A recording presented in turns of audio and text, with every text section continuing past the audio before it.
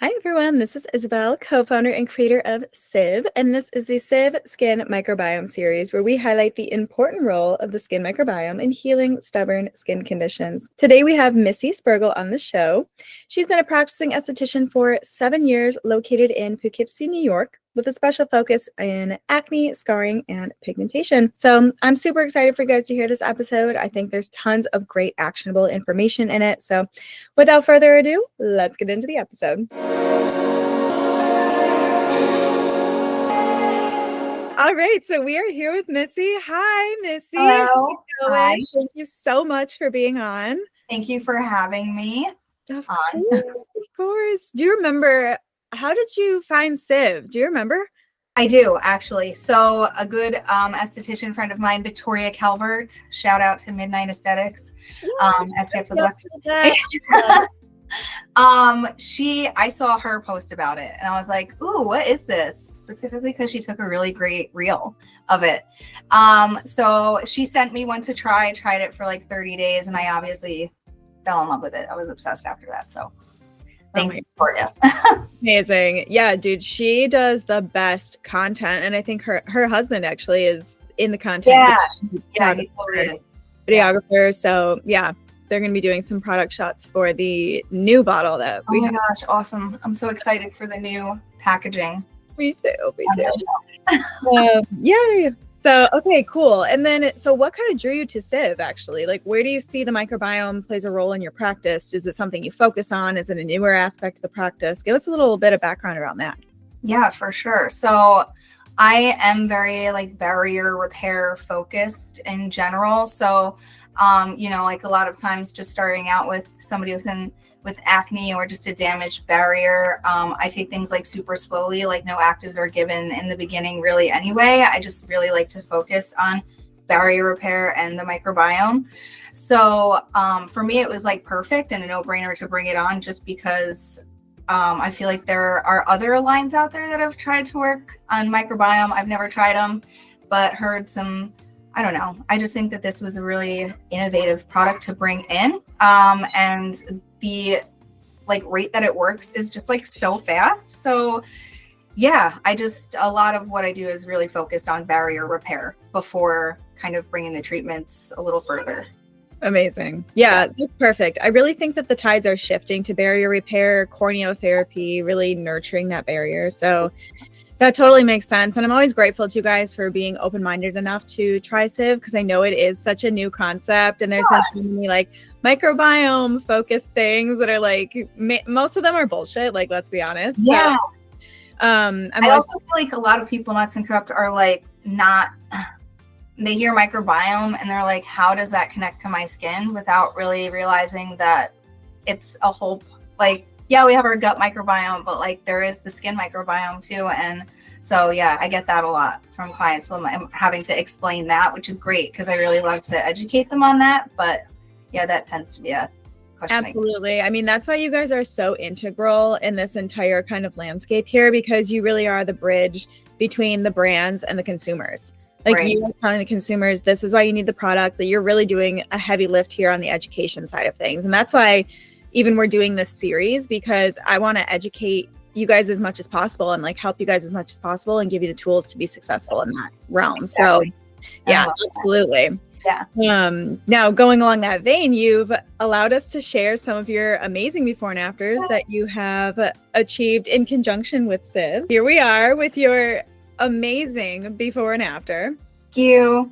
Just 5 months. Like that is insane. Yeah. And this one looks like it was really tricky because it looks like rosacea, and rosacea is so hard to treat. It's so tough.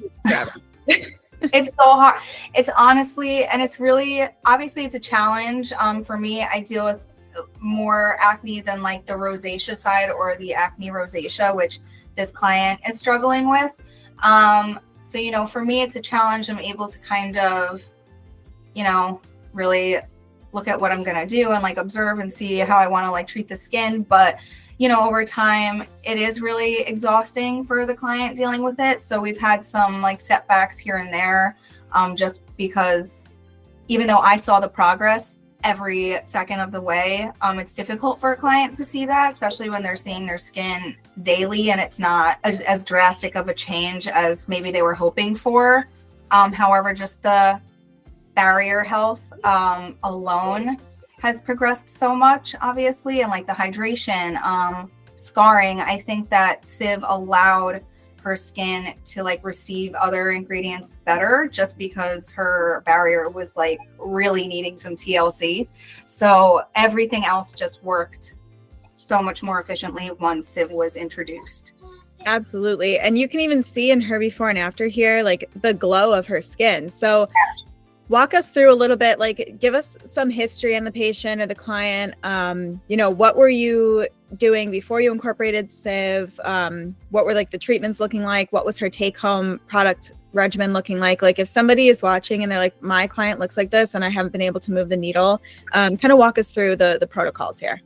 Yeah, for sure. So at first we kept it really light, very like gentle approach. I have, a barrier repair treatment that I do. So I had done a few of those. We did a lot of LED.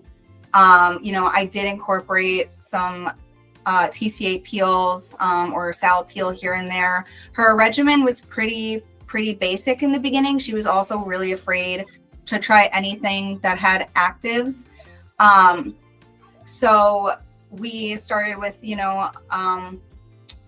a barrier balance cleanser. I had her on some hydrating products and just a light moisturizer comfort cream, but SPF use, of course, and just kind of switching things up in her daily life and lifestyle, diet-wise too, but also just really getting her to be familiar with her own triggers, just because they're so individualized for people with rosacea.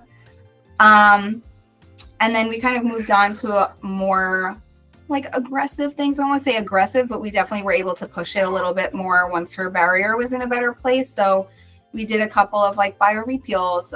We did a couple microneedling sessions, which were amazing and helped so much. It was incredible.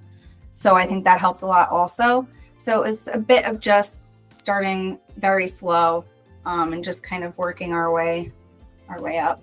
Totally. Yeah. Microneedling is a big one too. That will really help, especially with SIV afterwards, as well as post-care. Tell me about her take-home routine. What was she using at home? So she was using, you want like the brands and everything that way? It's up to you. If you feel comfortable sharing them, that's fine. Yeah, no, of course. So I had her on barrier balance cleanser, I think from Face Reality it was. We had her on like a moisture balance toner. SIV, once we had her on SIV, we had some actives in there like salicylic toner we did try. That did well for a bit. Mandelic was also all right, but then anytime there was kind of like a flare up, she would just get a little nervous. So we would bring actives back down a little bit, just because, I want to stay encouraging and I don't want to like, even though I know what's going to help and make a difference, sometimes you just gotta work at the pace your client's going at too sometimes. So yeah, and then just comfort cream, sunscreen. It was really a lot of internal changes also that she had to make, and just really being conscious of those triggers. She also has a very, very stressful job. So that is a huge contributing factor for her personally. And that has definitely been difficult. The stress often would lead to like maybe a couple missed treatments, which is fine as long as she's sticking to her routine. But, sometimes that would happen in there just from, it's hard for them, which I totally understand. So it was a little bit of ups and downs, Absolutely. Yeah. And where do you think SIV kind of played a role here? This was kind of just a piece of the puzzle that was helping, like you said, all the other products to work better. I know you were kind of treating her before starting SIV, and then these before and afters were before SIV. Were you still treating her, and then after SIV, right? Yeah. So the bottom one is after using SIV for a few months. So I think in the beginning when she didn't have SIV in the routine, I was still kind of struggling with getting the like hydration to be really a part of like her barrier repair. I don't know. It just wasn't necessarily, the routine just wasn't enough. She was just needing something else to kind of balance things out. So I was like, we're just throwing SIV in there because I had just started use. I was like, she is perfect to try it. And we had like immediate results with that over like the first couple months. So yeah, I noticed such a huge difference in just you can even tell like in the first one, it has more of like this very like tight appearance. You can see like the like lines kind of over there. And then in the bottom picture, everything's just more supple and like alive. So I really noticed that after bringing SIV in there. So it really helped a lot. Amazing. Yeah. Amazing. And now you allowed us to do 2 pictures here. Yes. So this one is also amazing in 5 months. 5 months is just your spot. That's your sweet spot. Right. So this one, we have some acne going on clearly there. But 5 months, it's like pretty much gone, like completely gone. It looks incredible. So again, like walk us through what was the protocol here? How did you achieve this? And then where did SIV kind of fall into this routine? So I had already been working with SIV for a while, so we immediately put her on SIV. So her results were very, like really quick. Obviously, of course, besides that like purging phase in the beginning, but she had very like, she was dealing a little bit too with like a fungal component there and had some itching and stuff. So I just knew things were like out of balance anyway. There was a lot of like factors going into like her lifestyle also, but yeah, I think with SIV, and obviously it depends on the client. Like in general, I get like quicker results with some people, and then some people will take a little longer. But I did just notice that like for her specific type of acne, it just cleared up so much quicker than I like thought it would. So SIV from the beginning was a game changer for her. Her barrier really was struggling. Totally. Yeah, fungal acne is definitely something I get asked about a lot, and SIV will help with fungal acne. Anything that falls under this umbrella that goes into the ecosystem that we can't really see. So fungi, viruses, bacteria, obviously, yeast, overgrowth, all of that kind of stuff, SIV is perfect for. Yeah. Now there are different kind of ways to use it. So talk me through, what was her home care regimen? Did you have her using SIV twice a day? Was it on dry skin, damp skin, directly to the face? How many drops? Give me the So at first, I had her use it twice a day. I think for like the first couple weeks or so. I do at the time probably didn't tell her to use it over damp skin, just because I picked up on bits and pieces here along the way on the best way I feel to use it, how you described. But yeah, so I had just told her to immediately apply after cleansing. So maybe her skin was a little damp still, but I always told her to shake it. A lot of people, I feel like, use a little bit too much, because I still sometimes have a couple people have said, is it normal to get a breakout after, which I've explained. The use could possibly be too much. So I always say just shake the crap out of it. Always dispense 2 drops, 2 to 3, depending on the person. If they have a smaller face, I say 2. If they have a larger face, I say up to 3. No, like not in a, the face shape. Like, no, I know. That's just funny though. Like everyone has a different face shape. I don't know. No, I get it. So like 2 drops into the palm. I say kind of do a little, and then just kind of pat it into the skin. And so that's how she was using it before her actives and before everything else that she layered on top. It came immediately after cleansing. So it was the first thing that touched her skin. Perfect. Okay, perfect. I'm so happy that you brought up the potential for a breakout, actually, because this is a question that I get asked all the time. And there is sometimes like a purging period that we call it a purge. It's not a traditional purge. Right. But it typically looks like clusters of like whiteheads or something like that. And it's essentially the bacteria and the immune system balancing out and reacting to whatever is going on, because the serum is acting on the immune system. So sometimes in cases of like rosacea, for example, we'll see some redness upon application, some heat on the skin. Well, acne's version of the immune system being triggered and the microbes balancing out tends to be that kind of clustered whitehead situation. So to your point, it is typically when they're using too much or it's loaded. And that's why I like to recommend it to the hands first, because you can kind of buffer that. Let's say you have a few too many drops on the hands. You just rub it together. That oil will kind of soak in And then Yes. you can really kind of alter how much is really getting on the skin, because it shouldn't feel like you have anything on your skin, right? Right. That's what I also try to tell my clients. Like, if you feel somewhat of like a film just like left over, then you've used a little bit too much. Like, when I apply it, I'm really not feeling much. Even if I do kind of like a little like massaging, like there's not really much I'm massaging in. It's just kind of like, like I don't feel like there's much on my skin. So it really shouldn't feel like this, like you feel it there Right. afterwards. Yeah. So, Totally. No, it should lay invisibly. yeah. And then can you give us her at-home regimen with brands? Do you feel comfortable doing that? Or Yeah, of course. Can I just pull it up if you don't mind? Because I have it sure. I have it in her client file. Yeah, perfect. Yeah, we have a lot of, I don't know if she was on like Acne boot camp or anything, but we have a ton of estheticians who are part of the Face Reality program who put their clients on SIV who are doing Acne boot camp, because that can be quite a drying routine. We have the benzoyl peroxide that's really affecting the skin microbiome. We've often had people able to come off of benzoyl peroxide with the incorporation of SIV eventually. Nobody calls anything cold turkey, people. Don't go crazy. No, exactly.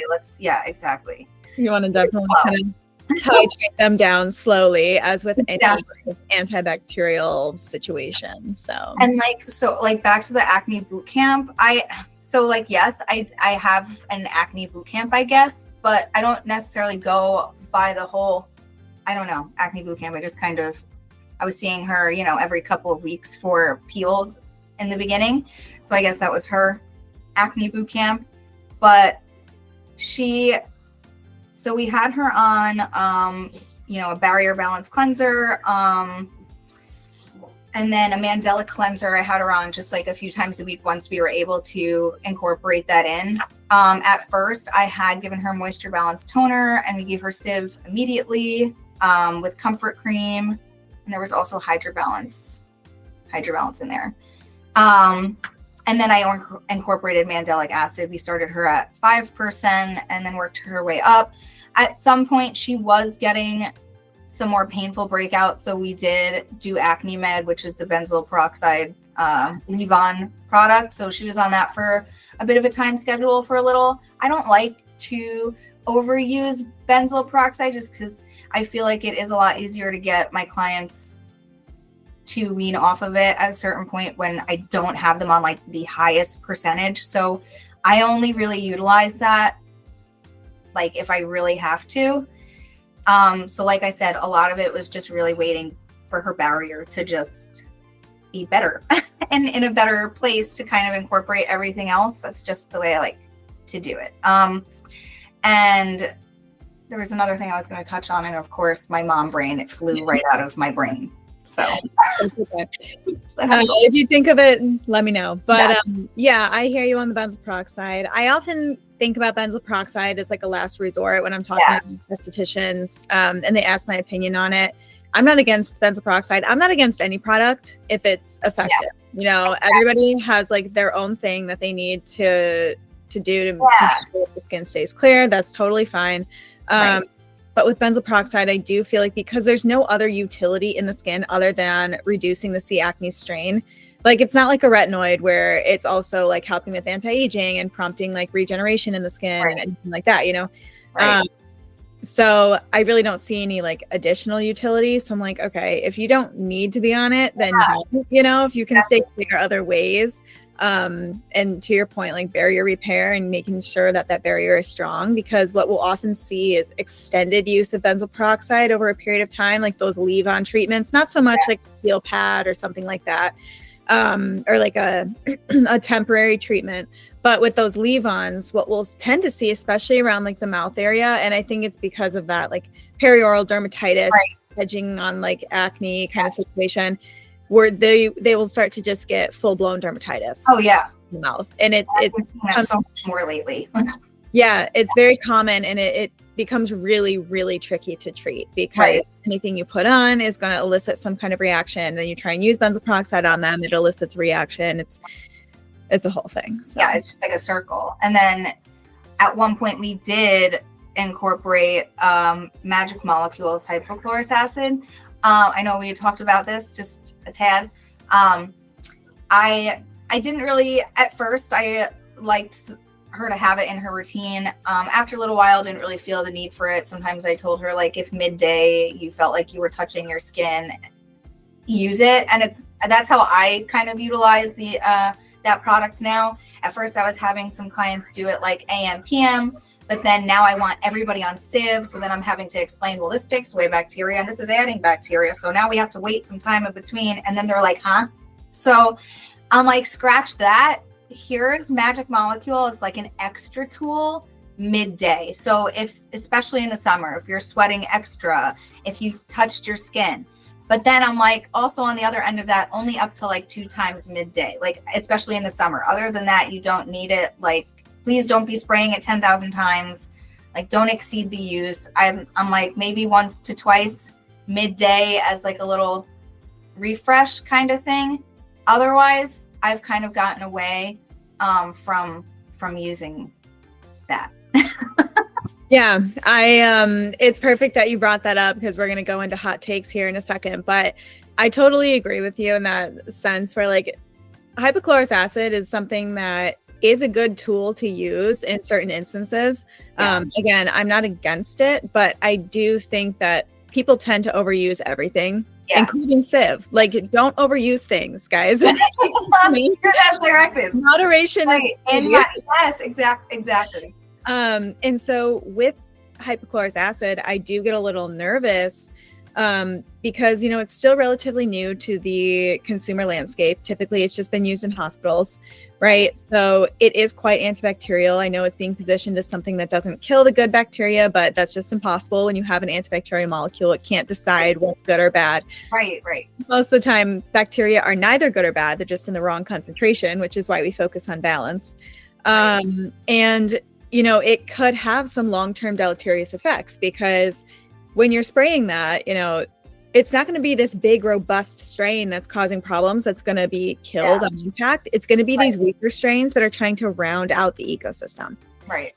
And so if you are on hypochlorous, you know, I do recommend you SIV at some point in the routine just to try and replenish what was maybe lost.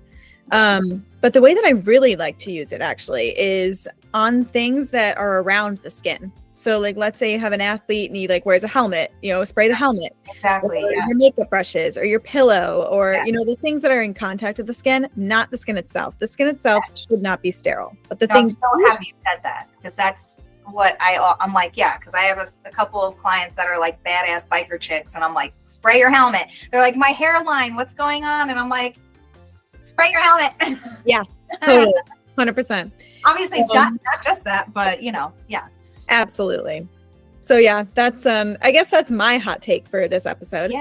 Now I always like to ask our guests, what are your hot takes? Or give me something spicy, a little hot take for us to close out the show. So it might not be that spicy because it's talked about a lot. I guess it's just the debacle of pore cloggers and what is their place in skincare. Do we use them for people with acne? Should we stay away from them?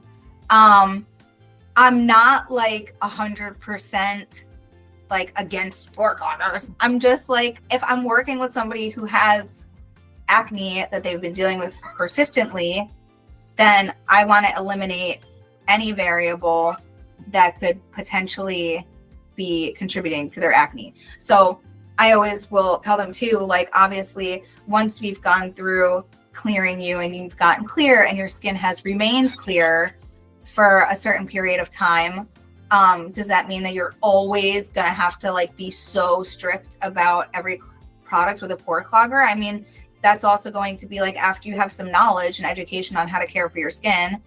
I mean, I'll tell you to use it with caution, but you can try things. I mean, once your skin is in a place where it's changed, it's made improvements. If you want to try something that maybe has like one pore clogger in it, I don't know, and it's like not most of the product, I'm like, okay, try it. You know, I know a lot of estheticians with acne still want to try products for their clients, so they're having to try things. You know what I mean?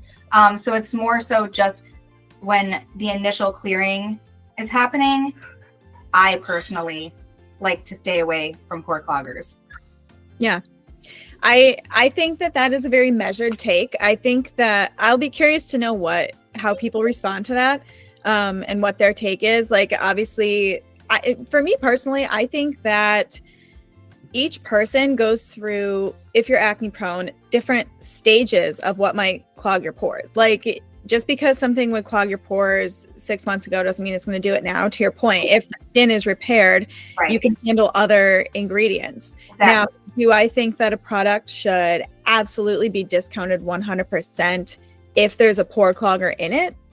Not necessarily, because I think for each person as well, different ingredients are going to be pore cloggers. Yes. What clogs this person's pores are not going to clog someone else's pores. So Exactly. to have a universal list of like, these products are all bad all the time because there's pore cloggers in it, I don't agree with that.